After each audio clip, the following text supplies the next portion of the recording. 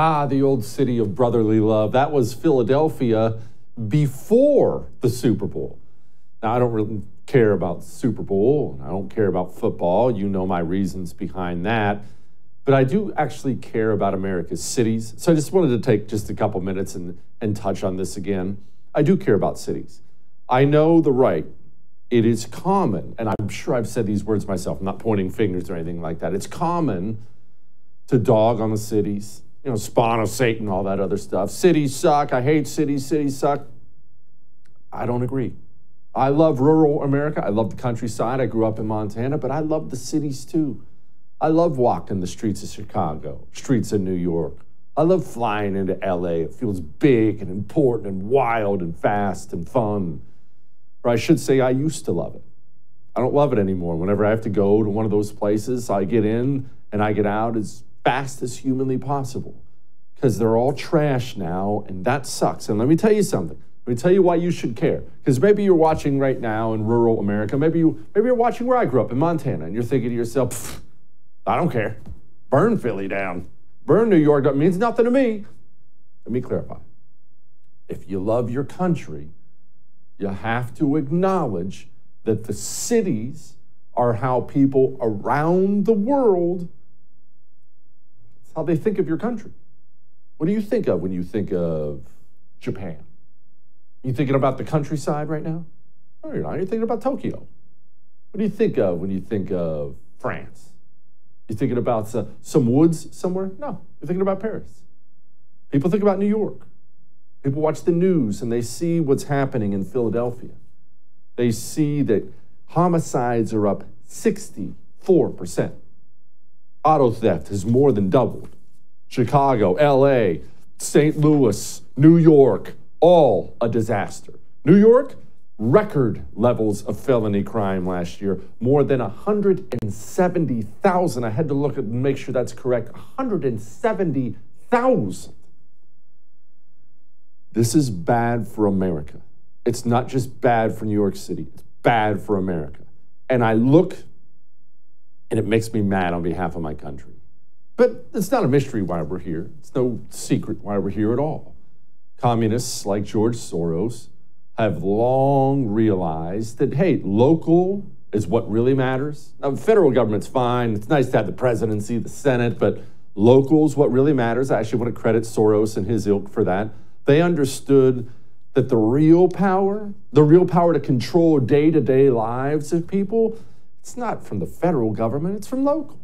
And so way beyond New York, LA, Chicago, over 75, that's how many cities George Soros and communists have decided to dig into and get open jail DAs elected, open jail mayors elected. This was all done purposefully, electing people who will let violent criminals out of jail so they will go on and commit more acts of violence, thus destabilizing not just the city, destabilizing society itself, because as Lenin said, revolution without end.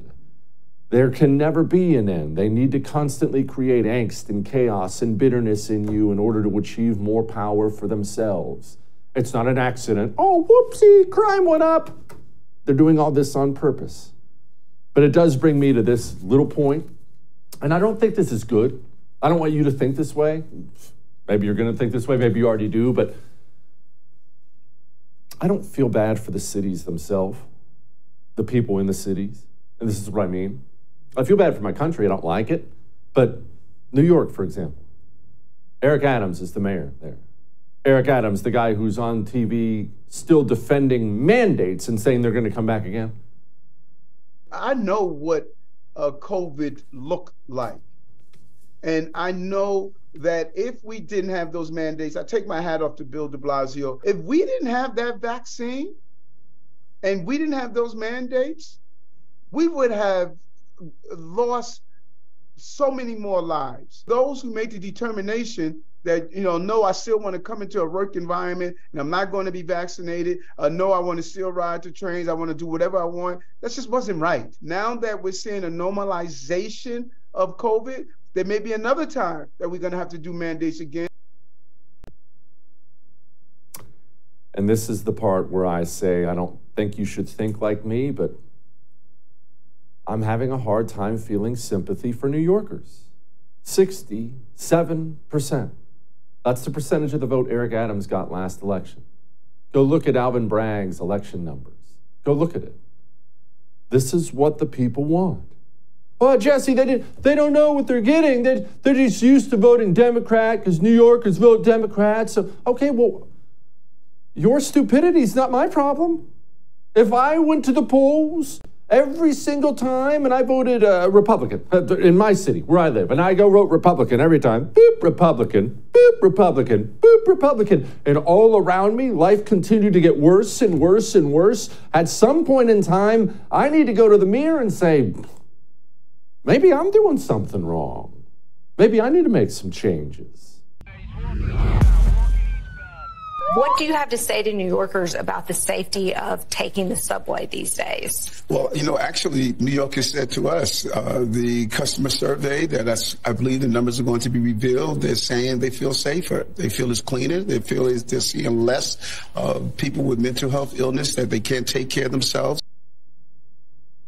That's fine. Go ride the subway. About midnight on a Friday. Let me know how that goes. Joining me now, the great Karol Markowicz, columnist with the New York Post, Fox News, has a new book out called Stolen Youth. We'll get to that in a few. Karol, I don't know why you moved out of New York. The subway's all cleaned up. Get back there. It's funny because he really adjusts his message depending on who he's talking to. He's saying this on MSNBC where they want to hear that, no, everything's fine, totally good, don't worry about it. But when he talks to New Yorkers, he actually does stress that there's a crime problem there. And he stresses a whole lot of other problems that he pretends don't exist when he goes on MSNBC, like illegal immigration. Karol, I'm having a difficult time, actually that's a lie, I'm having an impossible time feeling sorry for New Yorkers and Chicago people and LA, not because I hate the cities. I love the city. You and I have broken bread in New York more than once. It's that they go vote for this every time. And I realize that's not every individual person, but 67% is overwhelming. This is what they want.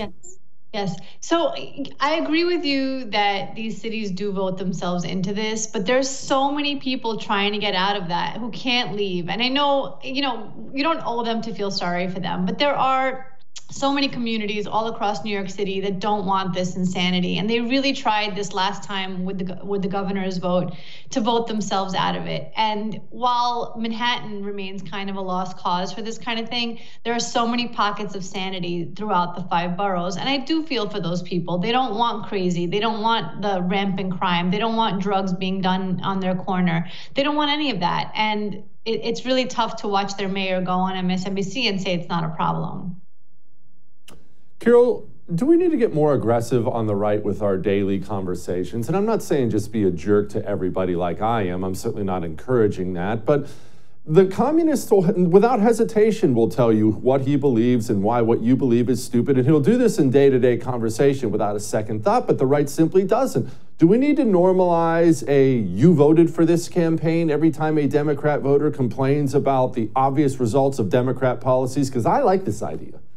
It's really not a bad idea, actually. And I don't like to agree with you, but that is actually a solid idea. Where, well, I have to say that so we moved to Florida about a year ago, a little over a year ago. And about 2 months after we moved here, we got a flyer from the Florida Republican Party just basically saying, like, don't forget why you moved here, vote the right way, here are the issues that potentially you came here because of. And they were completely right. It was crime, it was COVID, etc.